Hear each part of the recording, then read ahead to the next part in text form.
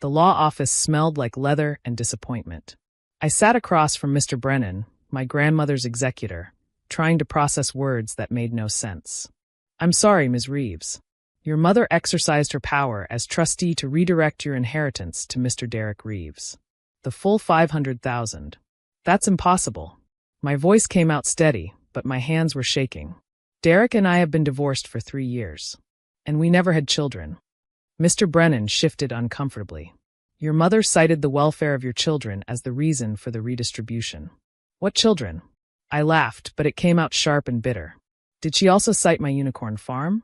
My castle in Switzerland? I'm afraid I can't speak to her reasoning. Only that the transfer was completed last week. I pulled out my phone, ignoring the 17 missed calls from my mother. Instead, I scrolled to Derek's Instagram. There he was posting from the Maldives. Investment opportunity of a lifetime brewing. Big announcement coming soon. #blessed, #entrepreneur, #living my best life. Is there anything I can do legally? I asked. The trust gave your mother full discretionary power. Unless you can prove mental incompetence or coercion. She's not incompetent. Just cruel. I stood, gathering my purse. Thank you for your time. Outside, Atlanta's humidity hit me like a punishment. I sat in my car, air conditioning blasting, and finally listened to my mother's voicemails. Isabel, sweetie, call me back.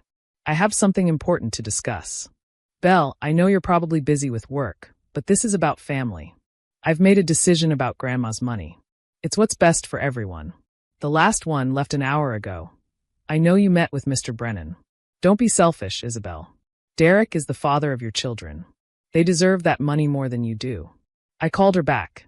Finally, she answered on the first ring. I've been trying to. What children, Mother? Silence. Then, don't be dramatic. No, seriously. What children? Because last I checked, Derek and I never had any. Which you know because you spent years telling me I was a failure as a woman for not giving you grandchildren. He told me about them, she said defensively. The twins. That you've been hiding them from the family out of spite. I pulled the phone away from my ear and stared at it, wondering if I was having a stroke. Mom, are you listening to yourself? I don't have twins. I don't have any children. Derek lied to you. He showed me pictures. Of whose children? Google Images? His girlfriend's kids? Mom, you've known me for 34 years. When exactly did I secretly have twins? After the divorce. He said you hid the pregnancy. I saw you every week during the divorce. I was shouting now in my car in a law firm parking lot, completely losing it. You took me to the lawyer appointments. You held my hand during the custody evaluation for the dogs. Well, maybe before. Before what? Before the marriage when we were both in law school? During the wedding you planned? When Mother? When did I secretly produce twins that only Derek knows about? Her silence stretched on. Finally, he was very convincing. He's a con artist. That's literally why I divorced him. Remember? The fake charity? The forged checks? The reason I spent 2 years paying off his debts. People change, Isabel. He's reformed. He's starting a new investment firm. With my inheritance. For the children. There are no children. I hung up and blocked her number. Then I called my best friend Marcy, who was an FBI agent. Please tell me you're calling to grab drinks, she answered. This week has been. My mother gave my inheritance to Derek. Derek, your ex-husband? Derek, the walking Ponzi scheme? That Derek. $500,000. For our non-existent children. Marcy was quiet for a moment. Belle, I shouldn't tell you this, but don't make any plans to get that money back. What do you mean? I mean Derek Reeves is currently under federal investigation for wire fraud, money laundering, and running an illegal investment scheme. Has been for 6 months. I stared at the steering wheel. Are you serious? Deadly. We've been building a case. He's been taking money from investors, promising huge returns, using new investors to pay off old ones. Classic Ponzi. But he's been smart about it. Until now. What do you mean, until now? A sudden influx of $500,000 into his accounts?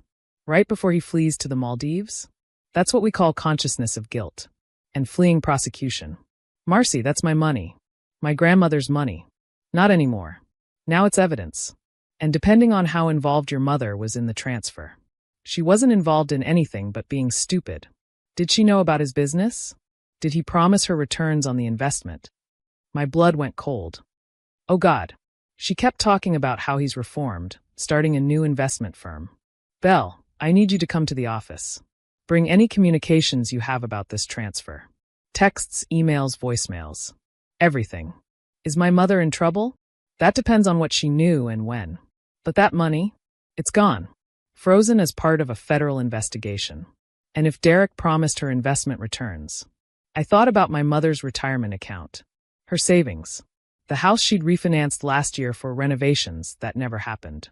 Marcy, I think she gave him more than just my inheritance. How much more? I need to check. But she mentioned something about being a partner in his firm. Come to the office now, Belle. Bring everything. The next 3 days were a blur of federal buildings, sworn statements, and discovering just how deep my mother's stupidity went. She hadn't just given Derek my inheritance. She'd liquidated her entire retirement portfolio, taken a second mortgage on her house, and even borrowed against her life insurance.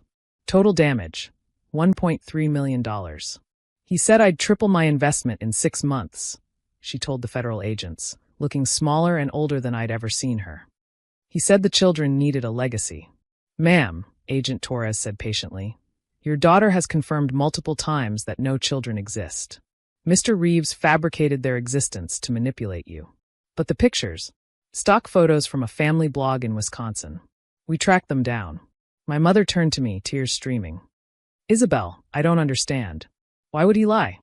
For the same reason he lied during our marriage. For the same reason I divorced him.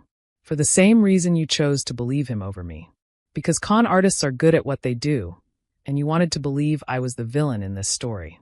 The FBI seized everything. Derek's accounts, his assets, his passport when he tried to flee back into the country from the Maldives. The investigation revealed over 40 victims, $20 million in stolen funds, and a trail of destruction across 3 states.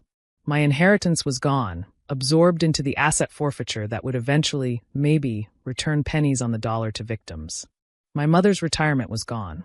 Her house would be foreclosed on within months. Where will I live?